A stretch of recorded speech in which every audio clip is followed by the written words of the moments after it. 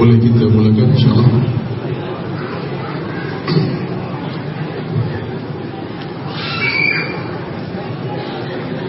Bismillahirrahmanirrahim. Alhamdulillahi Rabbil Alamin. Wassalatu wassalamu ala Rasulil Amin wa ala alihi wa sahbihi ajma'in. ربنا عليك توكلنا وإليك أنبنا وإليك المصير. ربنا افتح بيننا وبين قومنا بالحق وأنت خير الفاتحين.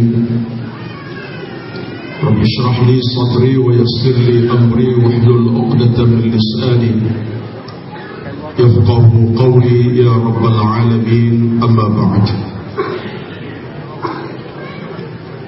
أحييكم بتحية الإسلام،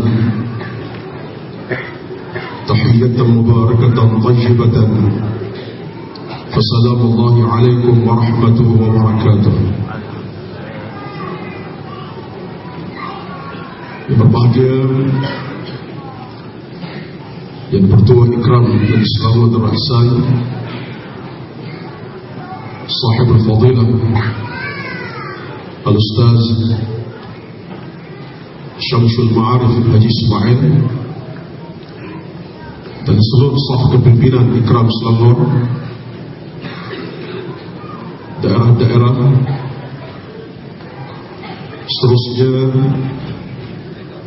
yang saya hormati, yang saya kasihi, al-ikhwah wal-akhwat, hadirin hadirat, tetamu-tetamu Allah di bulan Ramadan, bulan al-maghfirah, bulan al-barakah, bulan al-rahmah, bulan al-jaza' wal-thawab, bulan idqum minan nar. Alhamdulillah, marilah kita sama-sama merafa'kan kesyukuran kepada Allah Subhanahu wa ta'ala di atas saat yang penuh dengan kemuliaan dan keberkatan pada pagi ini. Kita masih dianugerahkan oleh Allah Subhanahu wa ta'ala dengan 1001 nikmat. Sama ada nikmat yang dapat kita rasai secara fisikal ataupun nikmat yang berasas kepada hissi dan dalaman hati kita masing-masing. Moga-moga liqa yang seumpama ini bukan sekadar menambahkan ruang-ruang pahala thawab, tetapi dapat menyatukan seluruh hati-hati kita, perasaan kita, demi untuk sama-sama kita menegakkan suatu bentuk kehidupan yang benar-benar diridai oleh Allah Subhanahu wa ta'ala. Suatu kehidupan yang disebutkan oleh Al-Imam Syahid Hasan Al-Banna rahmatullahi alaihi dengan satu ungkapan yang cukup indah, yang cukup cantik, yaitulah katanya, kehidupan tersebut berbentuk in takallama fa bid da'wah wa in taharraka falid da'wah wa in rahila fa ma'ad da'wah fa huwa lid da'wati wa bid da'wati wa ma'ad da'wah. Satu bicara yang cukup indah, digambarkan bagaimana bentuk kehidupan seorang manusia yang sifat sebagai seorang muslim yang abid kepada Allah. Dia bercakap dalam usaha berdakwah, dia bergerak dalam kerja dakwah, dan kemana-mana pun bersama dengan dakwah. Dia adalah pendakwah bersama dengan dakwah dan bersemadi dengan dakwah. Alhamdulillah. Ikhwan boleh faham kan ini? Boleh faham kan? Alhamdulillah. Sekian. Wassalamualaikum. Selesai program itu. Dah faham? Selesai program. Alhamdulillah. Saya harap saya dapat mengendalikan forum pada pagi ini dalam suasana yang tenang, tidak serius. Walaupun ramai orang kata Ustaz serius, tetapi sebenarnya keseriusan itu boleh hilang. Apatah lagi pada saat ini saya berada di tengah-tengah mengendalikan forum yang kita namakan sebagai Ijtima' Ikram Selama di atas tajuk membangun pribadi da'i bertakwa melalui tarbiyah Ramadan. Dan saya seronok dan suasana semacam ini saya didampingi oleh dua sahabat min al-akhwati al-barizin fi da'wah, dari ikhwah yang telah cukup banyak pengalaman sumbangan dalam dakwah semasa yang kita semua sedia maklumi dan kenali. Dan saya rasa bahawa ini merupakan satu fursah yang cukup berharga untuk sama-sama kita berkongsi ilmu, pengalaman, idea, cadangan, pandangan, mutiara-mutiara yang akan menelurkan komitmen kita kepada dakwah dan menghasilkan juru bicara dakwah yang benar-benar bersifat da'i, yang ikhlas dalam perjuangan dakwah, insyaAllah. Akhuna al-Karim, sebelah kanan saya Ustaz Hasanuddin Muhammad Yunus, sahabat lama saya sebenarnya di Saudi Arabia, di Makkatul Mukarramah, Riyadh, tetapi lebih kaya pengalaman daripada saya, alhamdulillah. Dan akhuna al-Karim yang cukup lama dalam dakwah, Profesor Dr. Hattab Syahrul, alhamdulillah, dengan segala pengalaman dan komitmen beliau, istiqamah beliau dalam dakwah, itulah hasilnya pertemuan kita pada pagi ini. Kita ingin bercakap dari hati ke hati, min qalbin ila qalbin, min nafsin ila nafsin, perbincangan dari jiwa ke jiwa. Bukan kecil maknanya tuan-tuan, sahabat sekalian, ikhwas sekalian, pertemuan ini. Tapi kita yakin pertemuan ini pertemuan di atas dasar al-ukhuwah al-islamiyah, pertemuan berdasar pada al-ukhuwah, saudaraan dalam Islam. Karena matlamat kita satu, hadaf kita satu, tujuan yang tidak pernah membeza-bezakan kita. Inilah kemanisan yang pernah kita rasai, akan terus kita rasai, insyaAllah subhanahu wa ta'ala. Saya dalam bila menerima undangan untuk semporan, serta dalam minda kepala saya bahawa saya akan pasti bertemu dengan rakan panel yang berkemampuan, yang hebat, rakan panel yang pastinya memiliki kematangan yang lebih jauh, maka saya pun terima di atas alasan itu. Dan saya rasa mudah bagi saya,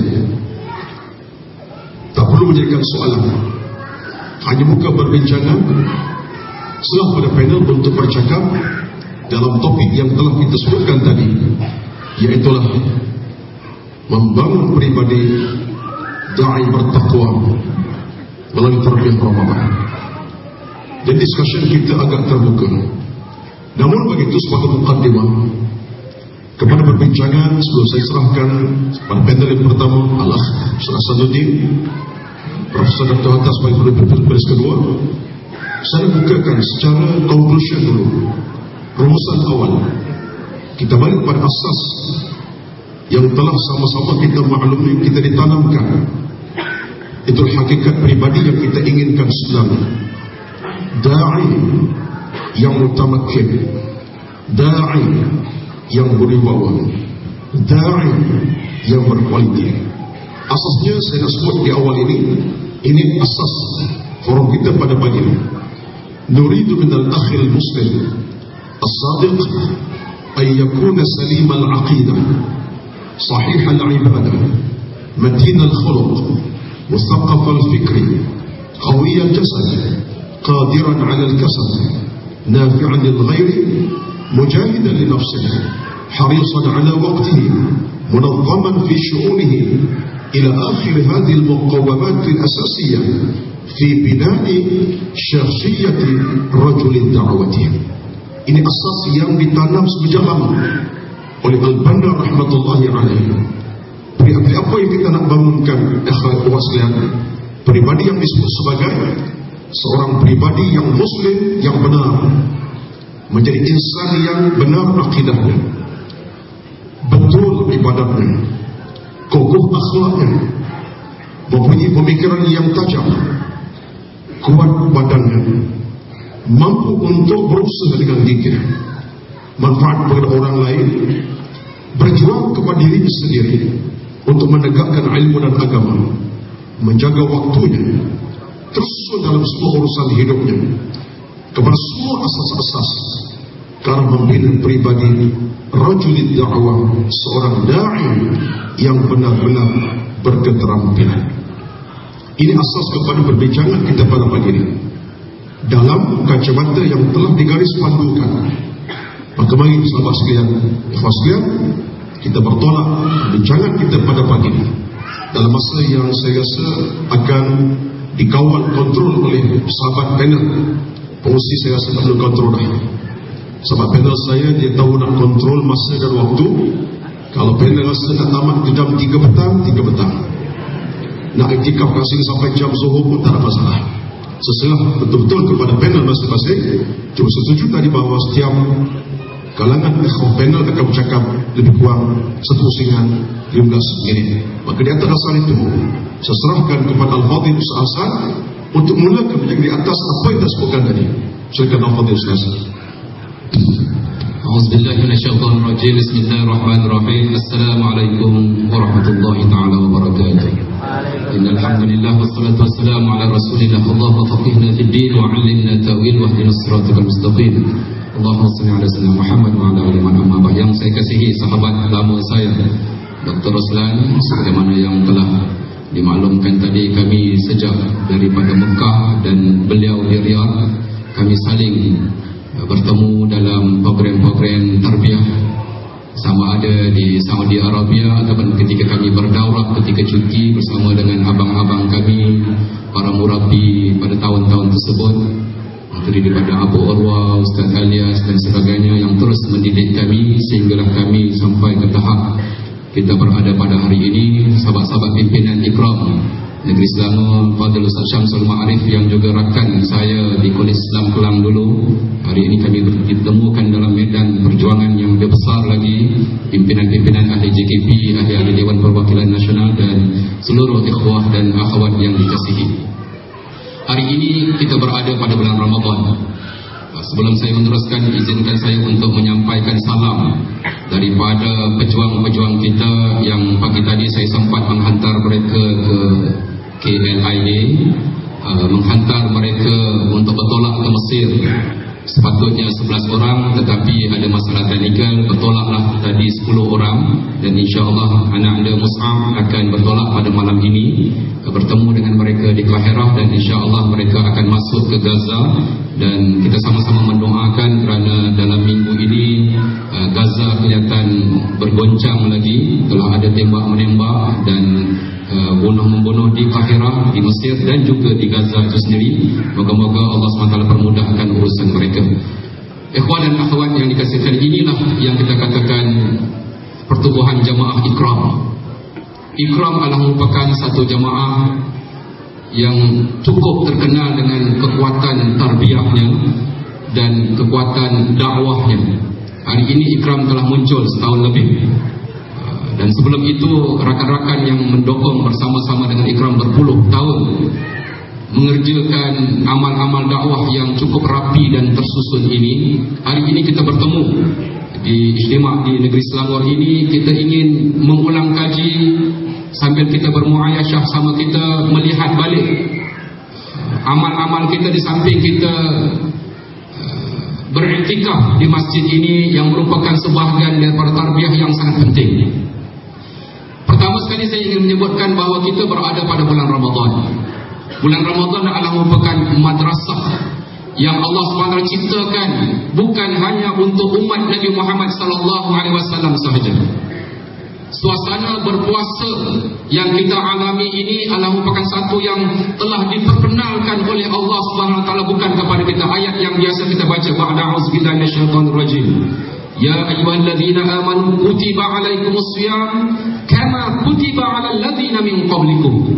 Ketika Allah SWT nak fardukan ibadah puasa ini, dia letakkan satu benchmark. Izinkan saya menggunakan bahasa pengurusan itu, meletakkan benchmark. Apabila kita difardukan berpuasa, Allah SWT letakkan seolah-olah ini bukan ibadah pertama, ini adalah ibadah yang pernah kami berikan kepada umat yang terdahulu.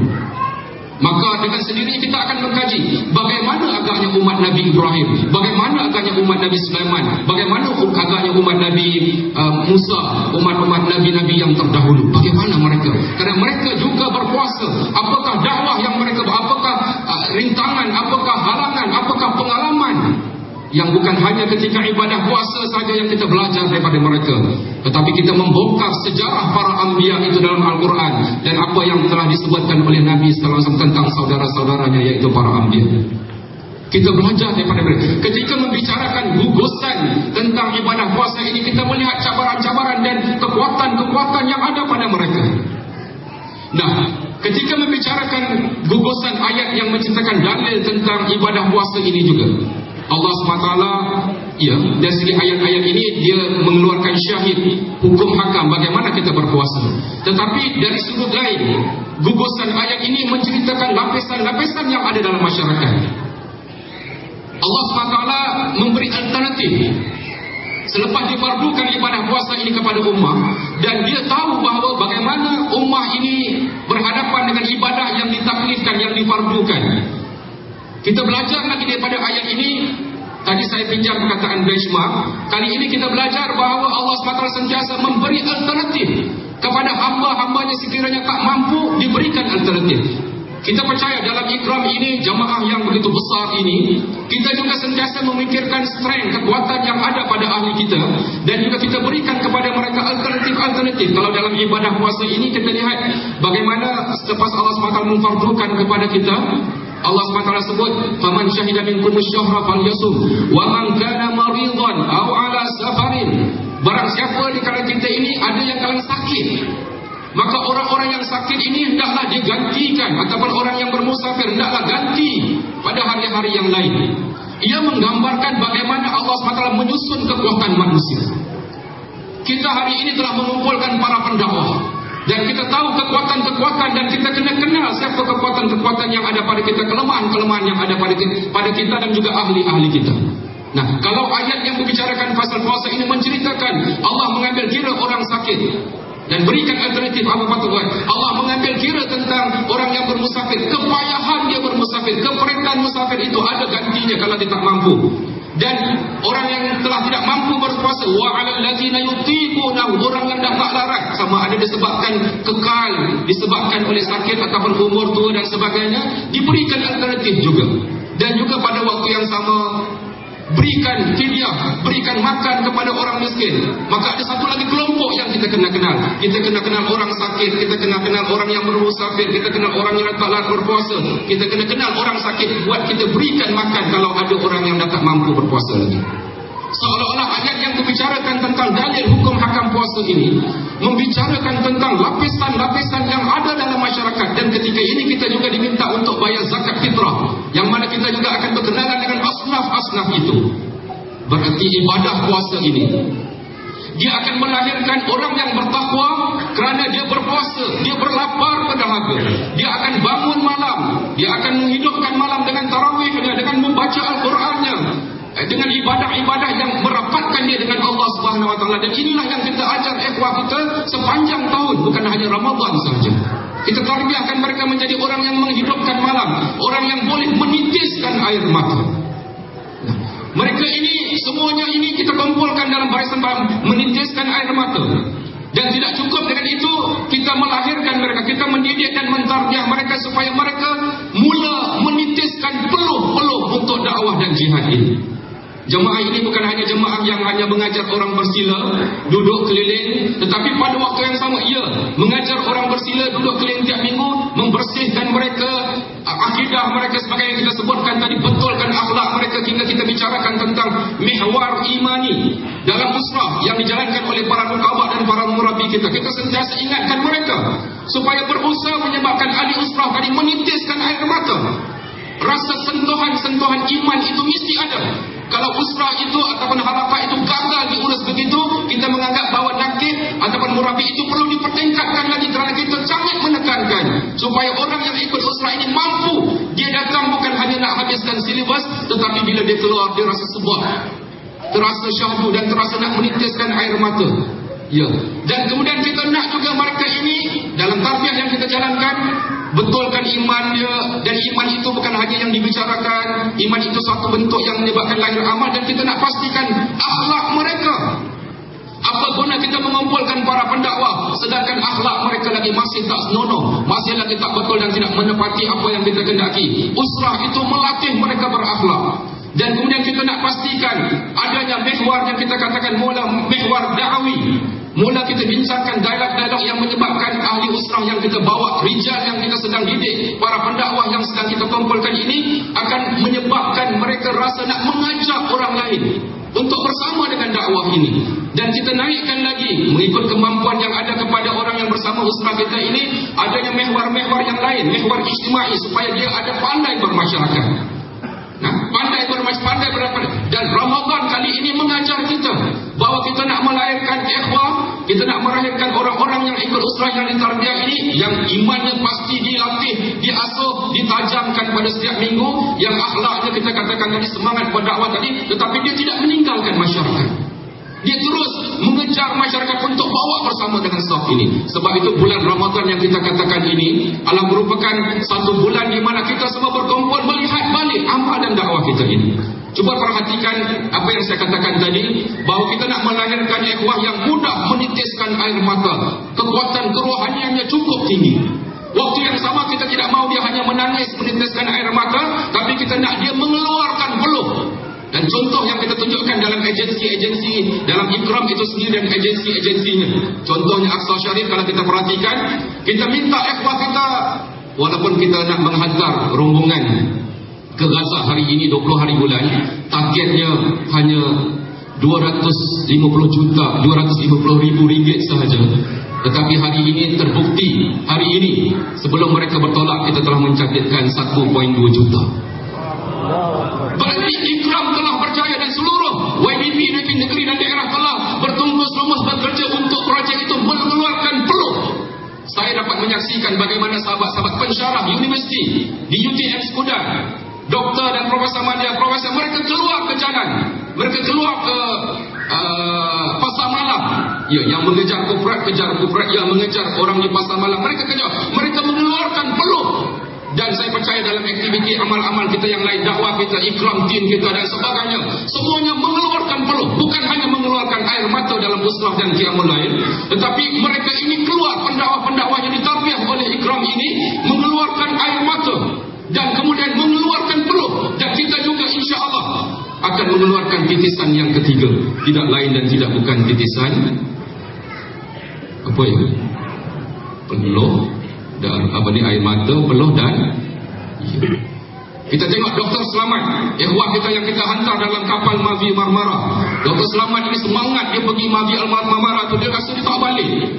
Dia pergi sana, sebelum pergi dia buat surat wasiat, seolah-olah dia akan pergi tak kembali lagi. Yang atas pentas tak buat wasiat, macam tahu dia akan balik. Tentu Dr. Selamat lebih mulia daripada saya. Kerana apa? Dia pergi buat seolah-olah, dan inilah tarbiyah dan mereka yang akan pergi. Mereka yang telah pergi Gaza melalui konvoi darat juga mempunyai perasaan seperti itu, bersedia. Dan hari ini Ikram menghantar mereka 10 orang ini, dan insya-Allah 11 orang malam ini. Mereka ini juga bersedia selepas kita tarbiyah dan didik mereka. Da'i yang berisi, da'i yang kita katakan mereka ini, kita pastikan mereka ikut tarbiyah kita dan sebagainya. Sekurang-kurangnya level ahli aktif 3 Ikram, dan mereka ini kita tarbiyah dan didik mereka, dan kita biarkan mereka pergi supaya mereka mendapat pengalaman, dan pengalaman ini dapat mereka lakukan dan kembangkan kepada kita yang lain. Dan kita percaya agensi kita bukan hanya Aqsa Sharif, kita juga insya-Allah tak lama lagi ada Salam Iraq yang sedang rancang untuk ni. Kita ada aktiviti amal yang lain yang dilakukan oleh JKP di bawah Jabatan Kuasa Jawatan negeri dan daerah. Saya percaya inilah kita melahirkan para pendakwah yang kita kata kita nak pastikan imannya kuat. Dan ketika kita berada pada bulan Ramadan ini, selepas kita memikirkan tentang masyarakat, selepas kita memikirkan tentang kekuatan diri, beribadah, puasa itu makan itu juga, tiba-tiba dalam surah Al-Baqarah, himpunan ayat yang kita katakan tadi, seolah-olah ayat ini dalam bahasa Arab dia kata jumlah i'tiradiyah, seolah-olah ada pause. Maksudnya apa? Ketika bincang hukum hakam, tiba-tiba masuk satu ayat yang kelihatan tidak membincangkan hukum hakam, kemudian disambung balik dengan hukum hakam, iaitu di tengah-tengahnya, wa idza sa'alaka ibadi anni fa inni qaribun ujibu da'watad da'i idza da'an falyastajibu li wal yu'minu bil 'alahum yarshudun. Dan kemudian disambung dengan uhilla lakum lakum, sambung balik hukum hakam fiqh. Ayat yang wa idza sa'alaka ibadi ini menggambarkan kepada kita Allah SWT tiba-tiba beritahu pada Nabi Muhammad sallallahu alaihi wasallam, sekiranya hamba-Ku bertanyakan kepadamu tentang-Ku, seolah-olah kalau kita faham, ketika kita sibuk berpuasa, membaca Al-Quran, ketika kita sibuk bermasyarakat yang saya katakan tadi, tiba-tiba ayat ini menyebutkan, Allah beritahu, wahai Muhammad, kalau hamba-hamba-Ku bertanyakan kepadamu tentang-Ku, seolah-olah Allah SWT ternanti-nanti kita. Amat malu kalau kita hari ini tidak menjadi umat yang tertanya-tanya Allah. Allah SWT beritahu kepada Nabi Muhammad SAW, kalau hamba-Ku tertanya-tanyakan tentang-Ku, katakan yang aku ini dekat sekian-sekian gitu. Tapi amat malang kalau kita ini tidak menjadi umat, kita sibuk berdakwah sana berdakwah sini, kita tidak menjadi orang yang tercari-cari Allah SWT. Kita menjadi orang yang tidak tertanya-tanya Allah SWT. Ya, kesan daripada kita berpuasa, kesan daripada kita lapar dahaga, kesan kita dilatih menjadi seorang pendakwah dalam jamaah ini, kita akan menjadi orang yang mudah tertanya-tanya pada Allah. Dan saya ingin kaitkan ayat ini dalam ihsan, bab ihsan yang semuanya dah hafal. Anta'budallah ka'annaka tarahu. Hendaklah kita menyembah Allah seolah-olah kita cuba nak lihat Allah. Dan bila kita tahu tak boleh, kita akan convert cepat-cepat seolah-olah Allah sedang melihat kita. Kita nak melahirkan para pendakwah yang ketika duduk depan ini ataupun berada di atas pentas ini, ketika dia bercakap, ketika dia akan bercakap sebentar lagi, dia merasakan yang Allah sedang melihat dia. Dia merasakan yang Allah sedang mengetahui keadaan dia. Dan dia merasakan yang suaranya didengar oleh Allah Subhanahu wa taala. Dia rasa malu pada Allah Subhanahu wa taala, dan dia boleh merasakan ketika dia turun tangga nanti, ketika dia naik tangga nanti, ketika dia naik kereta nak balik, ketika dia berbuka, ketika apa keadaan, melahirkan para pendakwah, melahirkan insan-insan yang merasakan Allah melihat dia dan merasakan bahawa cukup malu pada Allah Subhanahu wa taala. Sebab itu kita dalam jemaah ikram ini, kita merasakan bahawa kita adalah merupakan umat yang ditarbiyah, yang dididik. Dan kita bukannya tin-tin kosong. Kita bukan mengumpulkan tin-tin kosong yang apabila berlanggar antara satu sama lain bunyinya begitu kuat. Kita sedang mengumpulkan jongkong-jongkong emas atau perak yang padat, yang apabila jatuh dan tersentuh tak bunyi, tetapi dia mengeluarkan sinaran dan kilauan kepada umat pada hari ini. Iya, jemaah ini melahirkan para pendakwah. Yang para pendakwah itu kita pastikan imannya bukan hanya sekadar ta'lim, mengajar ataupun menghafal, tetapi imannya hidup. Dan kita pastikan pertemuan setiap minggu itu mestilah pertemuan yang basah. Saya suka ulang perkataan ini. Kita nak dalam usrah-usrah yang kita tarbiyah itu mesti ada rasa basah, bukan hanya sekadar ilmu semata-mata, tetapi rasa basah, rasa tersentuh, rasa nak menitiskan air mata, rasa kebesaran Allah, membetulkan akidah kita dan sebagainya. Sifat-sifat Allah itu. Sebab itu saya selalu pesan, kalau usrah tak basah, para nakib dan murabi bawalah baldi, buat gayung, basahkan anak-anak usrah. Dan kalau nakib atau murabi yang gagal membasahkan anak usrah dia, anak usrah tu pula ambil baldi yang ramai-ramai siramkan nakib dia. Dan kalau nakib dia kata jangan puasa tarbiyah yang gagal menyebabkan saya membasahkan, bawalah baldi ramai-ramai, bertemu dengan jangan puasa tarbiyah negeri masing-masing.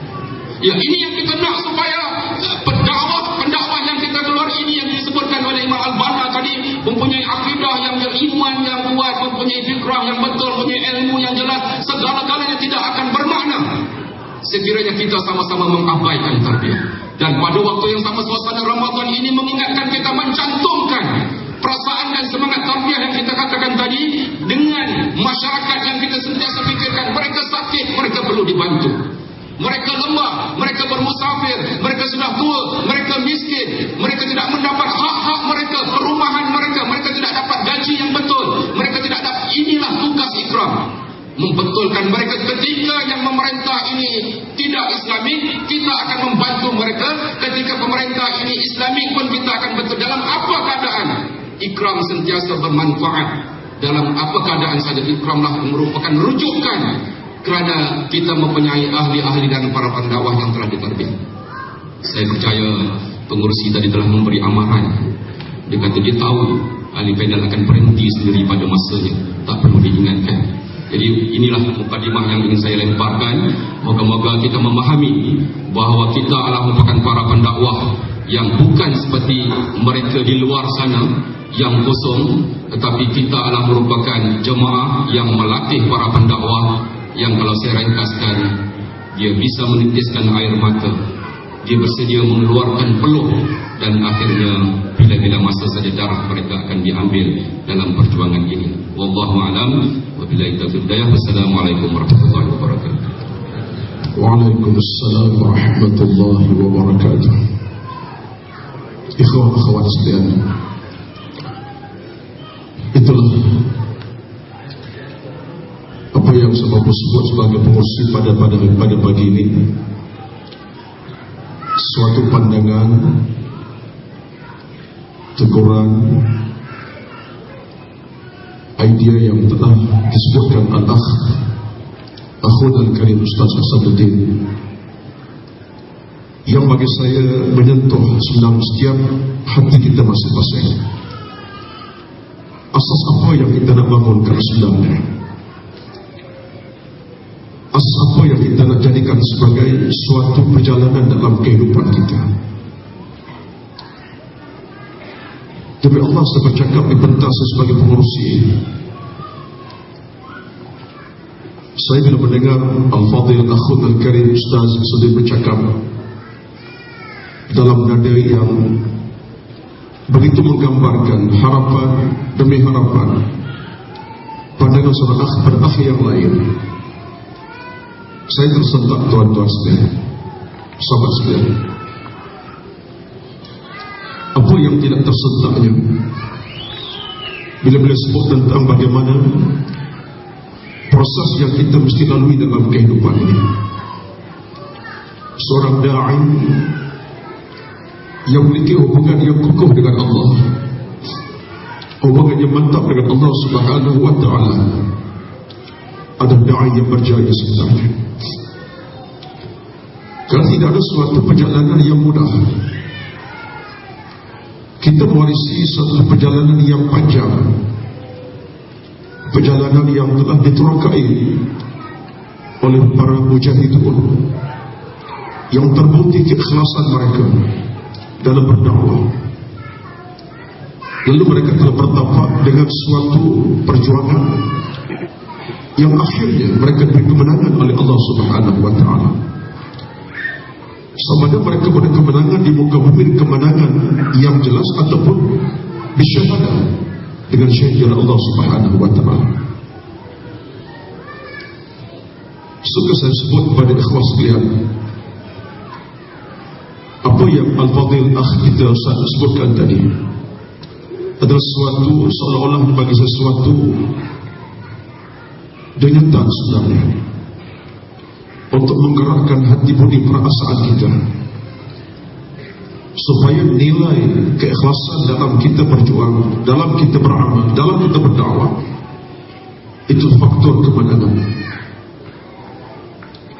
Izinkan saya, walaupun saya tahu saya bukan seorang panel pada pagi ini, tetapi saya nak cuba sebut sebelum saya serah kepada Akhun Al-Kabir Dr. Hatta, satu bacaan yang ikhwah tidak sunyi daripada bacaan yang saya baca, dirakamkan oleh almarhum Mustafa Syuhur dalam kitabnya Suqad Da'wah. Beliau kata, anna al-akh al-mujahid atau rajul al-aqidah la budda an yakuna ala darajatin 'aliyatin min fahmihi li dinihi, dhalika al-fahm ash-shamil النقي من كتاب الله وسنة رسوله صلى الله عليه وسلم، وأن يكون على درجة كبيرة من الإخلاص ليكون جندي فكرة وعقيدة wala jundiyun gharadun wala manfa'atun, wa an yakuna mimman yu'athiruna al-'amala 'ala al-qawli ba'da an 'arafa at-tariqa wa akhlasa niyyata. Subhanallah. Kata al-marhum, ini suatu di antara kesinambungan apa yang bicara Al-Fadhil Ustaz tadi. Sesungguhnya seorang akh mujahid, da'i, ataupun seorang yang berpegang akidah yang kokoh, mau tidak mau, dia mesti berada di atas kedudukan yang tinggi tentang kefahaman terhadap agamanya, yang syumul, yang menyeluruh daripada apa yang disebutkan oleh Allah dan Nabi-Nya sallallahu alaihi wasallam. Dan dia mesti berada di atas kedudukan yang cukup tinggi keikhlasannya kepada Allah Subhanahu wa taala, menjadi seorang tentera yang terbangun fikrahnya, akidahnya, bukan seorang tentera, seorang dai yang berteras kepada tujuan-tujuan keduniaan semata-mata. Ikhwas sekalian, inilah yang kita bicarakan sekarang ini. Kita turun ke level bagaimana perlunya pendekatan ini, supaya setiap inci amalan kita, pergerakan kita, terusnya ialah at-tarbiyah as-sahihah, dibangunkan pemikiran yang cukup padu, hati yang cukup murni, dan insan yang takut kepada Allah Subhanahu wa taala, sehingga Al-Fadhil Ustaz tadi, insan mudah menitis air mata kerana Allah Subhanahu wa taala. Bukan menitis mata-mata kerana ditimpa musibah, tapi menitis air mata merayu kepada Allah Subhanahu wa taala. Saya tidak bercadar untuk mengulas detail ruang dan masa yang berbagi ada bersama dengan akhun al-kabir Dr. Hatta, yang bagi saya kontak berbicara masih di tempat yang sama, mengikut apa yang telah semulakan tadi. Seserah kepada Dr. Hatta untuk teruskan perbincangan tentang topik kita pada pagi. Fadhil masykuran. Bismillahirrahmanirrahim. Alhamdulillahirabbil alamin. Wassalatu wassalamu ala asyrafil anbiya'i wal mursalin wa ala alihi wa sahbihi ajma'in. Salam kursi yang saya kasihi Ustaz Ruslan Muhammad, ahli panel forum yang saya kasihi Ustaz Hasanuddin Yunus, Bansal Pimpinan Ikram Jawatan Kuasa Pusat, sudah tentu Jabatan Kuasa Negeri yang dipimpin oleh Ustaz Syamsul Ma'arif, ikhwah, akhwat dan anak-anak sekalian, Assalamualaikum warahmatullahi wabarakatuh. Setelah mendengar ahli-ahli Makkatul Mukarramah, Ummul Qura, ditambah dengan Mawi Marmara, orang tua dari Medan Tahrir ini pun cakap juga, karena saya belajar di Mesir dulu, dengan segala kebincangan dan keburukan Mesir dan segala keindahan.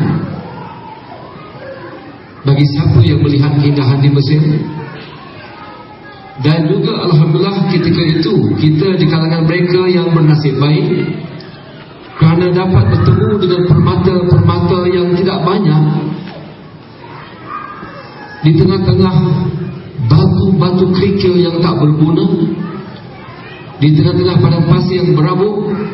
Kita bernasib baik pada tahun 72, 73 abad yang lepas bertemu dengan mereka yang kita panggil ikhwan muslimin. Saya nak ingatkan ikhwan akhwat sekalian bahawa kami di depan ini bercakap di depan segolongan manusia yang mungkin 1000 orang ini, ataupun hampir. Saya lihat lebih ramai lelaki dari wanita. Ini petanda baik, kiamat masih jauh lagi. Kami berdepan dengan segolongan manusia yang memilih jalan akhirat dan jalan jannah, dan memalingkan diri mereka dari jalan api neraka. Kami berdepan dengan mereka ini, anak-anak muda ini, yang sanggup menjaga, berfikir bertungkus lumus siang dan malam, meninggalkan keselesaan di rumah untuk kemari, untuk menjaga, seperti kata saudara yang saya kasihi Haji Fadil Abdullah, setiausaha pertama Ikram atau setiausaha pengasasnya, untuk menjaga 30 juta manusia di Malaysia ini. Dan kita semua adalah sebenarnya salah satu daripada mata rantai yang mengelilingi dunia, dan rantai ini panjang. Dan kita dapati rantai ini lebih dari 80 buah negara yang sama-sama berkongsi risalah mujahadah dan juga risalah untuk menegakkan Islam kembali di atas muka bumi ini. Saya akan bercakap InsyaAllah lagi 15 minit InsyaAllah. Saya akan bercakap tentang 2 perkara besar. Yang pertama, saya akan menyentuh tentang perkara-perkara yang berkaitan dengan perubatan apabila kita bercakap tentang saum ataupun siam. Dan keduanya, bagaimanakah kesan perubatan dalam kita berpuasa ini ke atas diri kita sebagai duat. Jadi ini doktor tua kena tengok nota-nota. Dan saya minta maaf kalau saya kena gunakan bahasa Inggeris. Saya lihat Ustaz Sanuddin tadi dia paparkan satu ayat saja, tapi cakap 20 minit. Itu boleh buat juga, tapi ini forum kan. Kita tak sedar bahawa apabila kita berpuasa, banyak yang berlaku dalam tubuh kita, khususnya perubahan kimia dalam tubuh kita. Manusia ini kalau kita bagi-bagikan domain ataupun alam yang menguasai manusia, kita boleh mudahkan kata bahawa 4 alam yang menyelubungi kita, yang berinteraksi dengan kita dan mempengaruhi kita, iaitu alam biokimia, biofisikal. Itu pertama, atau kita boleh letak yang keempat, kerana 4 alam. Kedua ialah alam sosial, interaksi ijtimai. Ketiga ialah alam psikologi. Alam psikologi ini terbagi pada 2, iaitu al-aql dan kedua al-qalbu. Orang Melayu oleh kerana makan pokok dan makan bacaan banyak, dia al-aqlu tak boleh, dia akal. Akal fikiran. Fikiran pun dari fikir. Afala ta'qilun liqaumin yatafakkarun. Dan kedua adalah al-qalbu. Kalbu, bahasa Arab qalbu. Kerana kalbu tu anjing, jadi kita melayukan kalbu. Jadi ini bidang alam psikologi, alam jiwa kita 2 gitu. Alladzina amanu wa tatma'innu qulubuhum bi dzikrillah, ala bi dzikrillah tatma'innu qulub. Sungguhnya orang beriman itu tenteram, damai, sejahtera kalbu-kalbu mereka dengan zikrullah. Sesungguhnya zikrullah itu menenangkan, menenteramkan kalbu-kalbu. Ini surah Ar-Ra'd 2 ayat 28. Dan kedua-dua inilah, akal dan kalbu inilah menjadi bekalan bagi saya sebagai seorang psikiatris, pakar psikiatri sejak tahun 85 untuk merawat pesakit. Alhamdulillah. Oleh kerana itu bukan topiknya, saya berhenti di situ. Kerana topik ini kau cakap tentang itu, saya boleh cakap 3 jam tak habis tanpa minum air kerana belum puasa. Alam yang keempat ialah alam spiritual. Alam spiritual ini cukup indah, penuh misteri, dan banyak kita tak tahu, dan manusia takkan tahu. Kerana dia ada kaitan dengan alam roh, tetapi dia real kerana ia ada kaitan dengan iman. manusia beriman hidupnya ada ketika dia tak sedar, tapi dia percaya bahawa hidupnya banyak dalam alam spiritual. Mana tidak, bila kita menyebut nama Allah sahaja, kita tahu bahawa ada hadis qudsi yang bermaksud secara umumnya Allah bertanya kepada malaikat, kenapa kamu bawa nama-nama ini? Malaikat menjawab bahawa mereka ini menyebut namamu, nama Allah. Dan Allah menyambut dengan maksud bahawa aku akan menyebut nama-nama mereka dalam majlis yang lebih baik dari majlis mereka. Bukankah itu alam spiritual? Kita tahu bahawa bila kita berdoa, syaitan lari. Bila kita berdoa, para malaikat membawa doa kita ke arasy. Bukankah itu alam spiritual? Dan keempat-empat alam ini berinteraksi secara lebih aktif, lebih hebat apabila bulan puasa Ramadan. Dan jika kita berpuasa sunat pada bulan-bulan yang lain.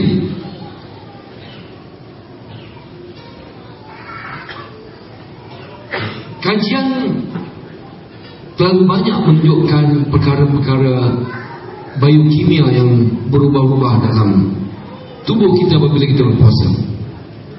Malahan satu trend baru dalam dunia pasca moden, bukan dunia moden sekarang ini, pasca moden, bahawa pelbagai jenis puasa yang kita dapati di barat.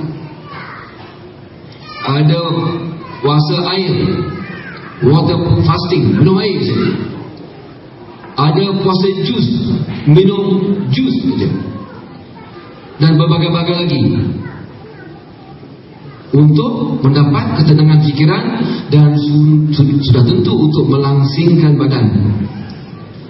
Tetapi puasa bulan Ramadan bagi umat Islam seluruhnya 1400 tahun lebih dan hingga ke hari kiamat adalah satu warisan dari puasa-puasa yang diamalkan oleh para rasul, para anbiya zaman dahulu kala, dan kita warisi hingga sekarang, dan kitalah penutupnya, pengakhirnya.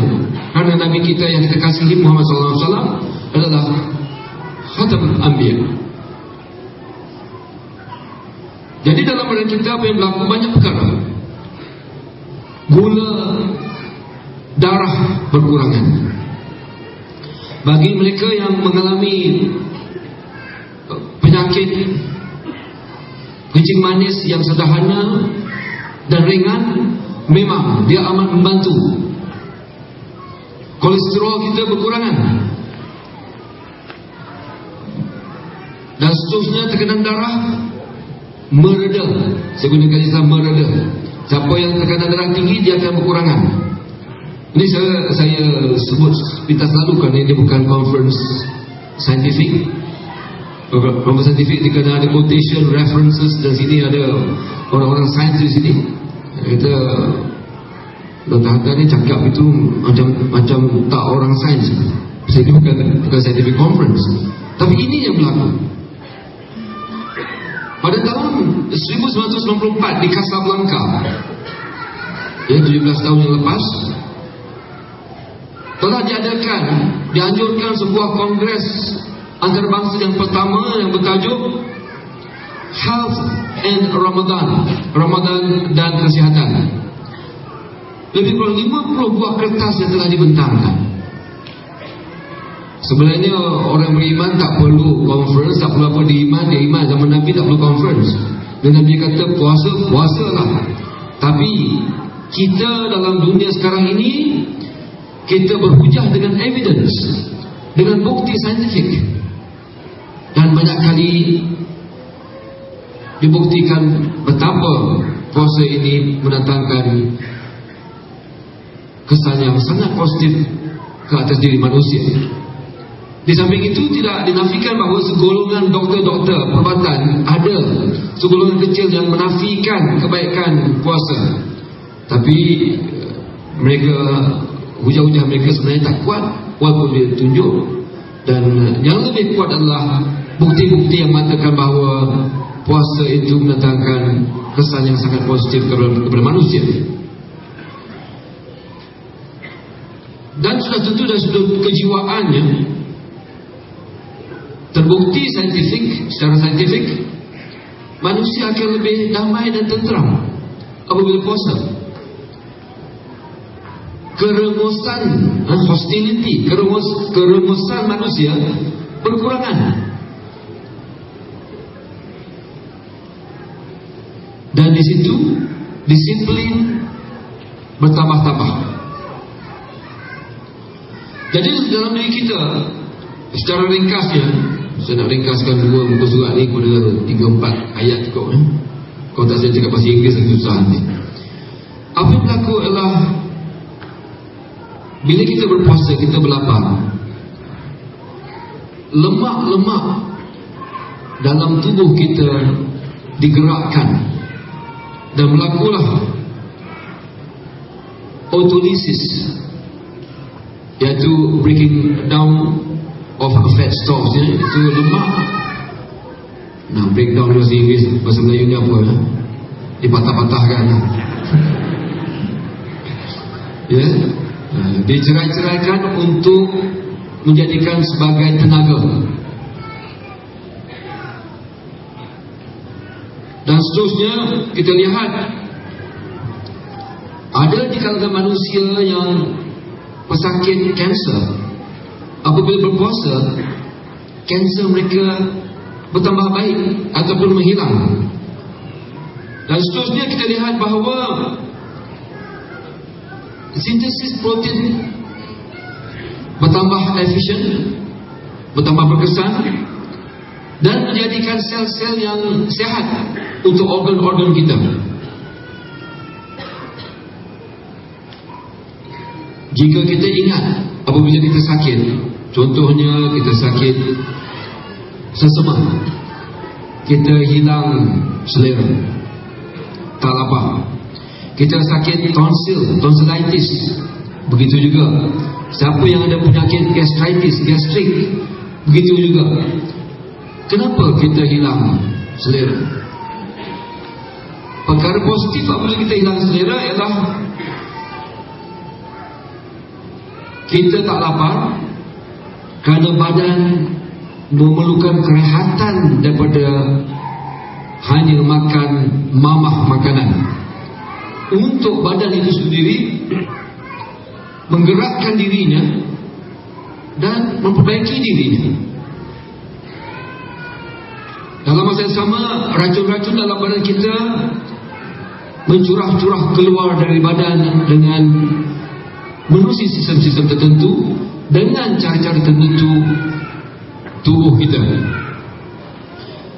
Dan kepekatan plasma kita, darah kita semakin berkurangan. Bila kurang kepekatan itu, maka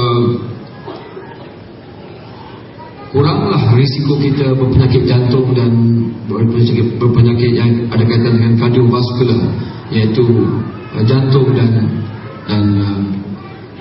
saluran-saluran darah. Bila kita lihat, kita iftar dan sahur, tanpa kita sedar, kita menjadi cekap. Satu umat, sebilion manusia lebih cekap. Cekap untuk makan, cekap untuk membuat pekerjaan. Kerana disunatkan kita berbuka secepat mungkin. Dan juga disunatkan kita lambatkan sahur, hujung-hujung, cekaplah tu. Jadi ini kecekapan kita untuk berinteraksi dengan manusia lain pun menjadi cekap. Mesyuarat pun cekap. Mesyuarat yang selalunya ambil 2 jam jadi 40 minit. Nak kalau dipengusikan oleh wanita, dia fikir untuk balik rumah, tengok anak dia, nak masak atau nak jaga suami dia.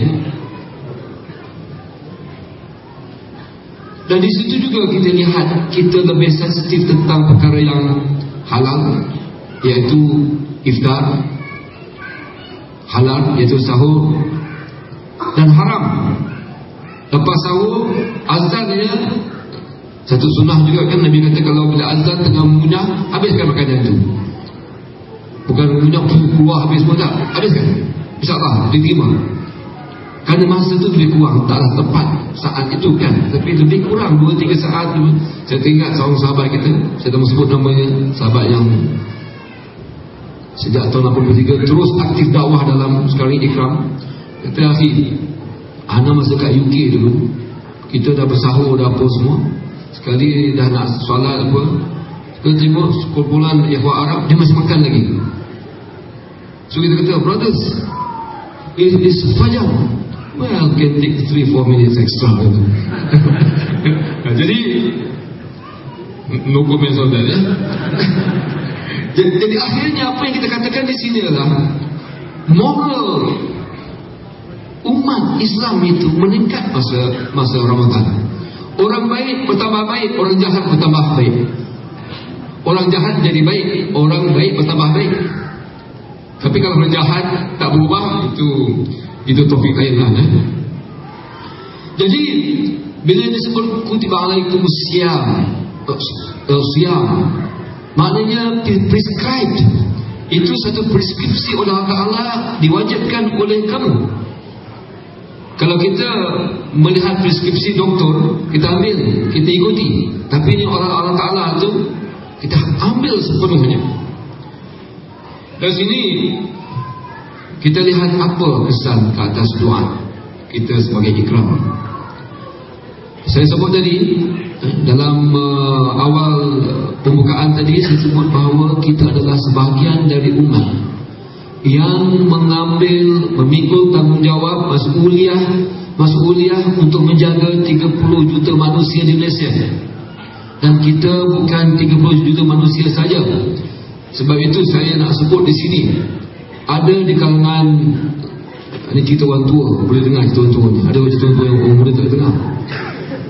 Cerita orang tua yang menyedihkan, iaitu orang tua yang sebaya saya atau muda sikit dari saya, dia dah fed up usrah. Dia ada golongan yang kecil bilangannya, alhamdulillah, usrah dia fed up, dakwah dia tinggal lama. Dan yang lebih teruk, mereka berpaling tanah daripada jemaah. Nak paling tanah jemaah senang. Sebenarnya tak senang juga. Saya tengah fikir senang macam mana pula. Tak senang.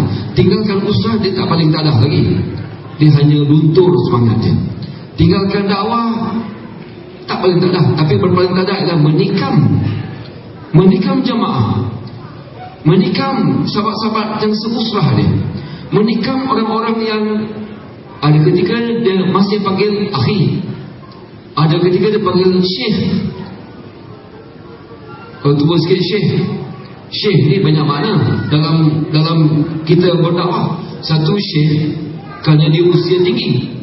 Macam saya, orang panggil syekh tak apa, pun tua, berharap pun syekh begitu. Satu lagi syekh berilmu, satu lagi syekh kosong. Dia sebut syekh, tapi hormat dia pada dakwah dan jemaah dah hilang. Jadi kita harap kita tidak tergolong dan tak akan tergolong di kalangan mereka yang tak ramai ini. Dan saya sebut pada bulan 4 hujung April, ingat lagi, di tempat yang nama Sabah Jaya, saya ingatkan seorang sahabat, seorang yang tenggelam timbul dalam dakwah. Di depan seorang yang sangat tertizam dengan dakwah, kita bertiga berbincang. Saya dengan sahabat ni, ya akhi, kita jangan sekali-kali menentang jemaah. Kita jangan sekali-kali membelakangkan jemaah. Kita jangan sekali-kali berpaling tanah dari jemaah. Kerana jemaah yang kalau kita kutuk, na'udzubillah, bukan orang yang depan intah ni, 3-4 orang ni, bukan Presiden Ikram, bukan timbalannya, bukan jawatan pusat-pusat. Dia adalah sebuah jemaah, satu kafilatul dakwah, caravan of dakwah, yang berada dalamnya para sadiqin, para mujahidin, para ulama amilin, dan tidak kurang para syuhada. Jadi kesan kita berdakwah Kesan kita berjuang ialah untuk menjaga semangat ini, penghayatan ini dari tahap-tahap usia sehingga diri kita dipanjat usia. Dan antum boleh lihat abang-abang, pakcik-pakcik macam-macam antum yang sudah usia 60 dan lebih. Alhamdulillah, saya dari segi hijri sudah 62, Masihi sikit lagi 60, sikit lagi 60 ya. Dan saya sentiasa hingga sekarang bertanya bagaimana orang 80 tahun istiqamah. Kerana saya dah 60 tahun, saya sentiasa ingin rahsia bagaimana Syekh Jumaah Amin menjadi naib mursyid ikhwan, usianya 74 tahun sekitar gitu, dan jalan pun lemah, salat pun duduk atas kursi. Tapi hari itu masa saya bawa mereka, itulah di antara kerja sukarela saya, membawa profesor dari luar negeri, bawa mereka yang datang dari luar negeri, tetamu-tetamu, khususnya ikhwah kita dari luar negeri, panjat bukit di Putrajaya. Ada 2 bukit di Putrajaya yang kalau antum pergi Putrajaya tak sah, bukan Safa dan Marwah, tetapi bukit di Istana Melawati. Di situ dapat lihat KLCC dan KL Tower jika hari terang tak jerbuk, dan naik bukit di PICC untuk melihat bagaimana manusia boleh mengubah sebuah hutan dan sebuah estate menjadi sebuah kota bertasik. Itu cerita lain, tetapi tengok bagaimana manusia dengan kemahuan, dengan segala kekerasan, segala kemahuan, segala kezaliman, segala kepakaran boleh berubah. Bila saya bawa tu pergi ke Masjid Besi, Masjid Sultan Tuanku Mizan, Tok Syekh Jumaah Amin, saya kesal kerana dia nak panjat tangga pun tak kuat, tapi boleh. Alhamdulillah. Bagaimana orang 74 tahun masih berdakwah, dan peranannya ialah alami, bukan minta tahrir saja, tapi alami. Saya berhenti di situ. InsyaAllah kita akan sambung nanti. Jazakallah, jazakumullah. Terima kasih kepada Akhuna Al-Kabir. Akhuna Al-Kabir bukan maksud orang tua, jangan salah terjemah tuan-tuan. Akhuna Al-Kabir bagi orang Ustaz Hasan tahu adalah seorang akh yang dihormati.